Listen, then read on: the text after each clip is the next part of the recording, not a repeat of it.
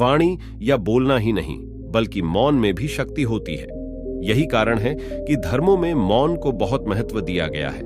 वैज्ञानिकों द्वारा भी इस बात को माना गया है कि सेहत से मौन का गहरा संबंध है और इससे मानसिक शांति मिलती है। दुखों का कारण है बोलना। हमारे जीवन में एक नहीं बल्कि बहुत सारे दुखों का कारण बोलना ही है, क्योंकि हमारी समस्या यही है कि हम चुप नहीं रह सकते, हमेशा कुछ न कुछ बोलते ही रहते हैं और आपके बोलने के कारण ही आधे से ज्यादा दुख निर्मित होते हैं।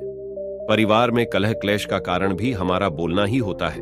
सुनने सुनाने के माहौल से निकले बाहर मनुष्य की प्रवृत्ति ऐसी है कि वह अपने मन में चल रही बातों को दूसरों को सुनाना चाहता है और दूसरा भी आपके साथ ठीक वही काम करता है।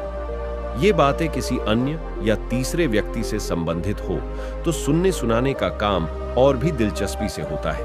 आप फिर जब कभी भी बैठते हैं तो इन्हीं बातों को फिर से दोहराया जाएगा और फिर से इन्हीं बातों पर विचार करेंगे। यह सुनने सुनाने का माहौल जीवन भर चलता रहता है और इस तरह से आप खो देते हैं अपना समय, अपना जीवन, अपनी सोच समझ और वो कीमती पल जिसमें जिया जा सकता है और जिसमें आनंद प्राप्त किया जा सकता है।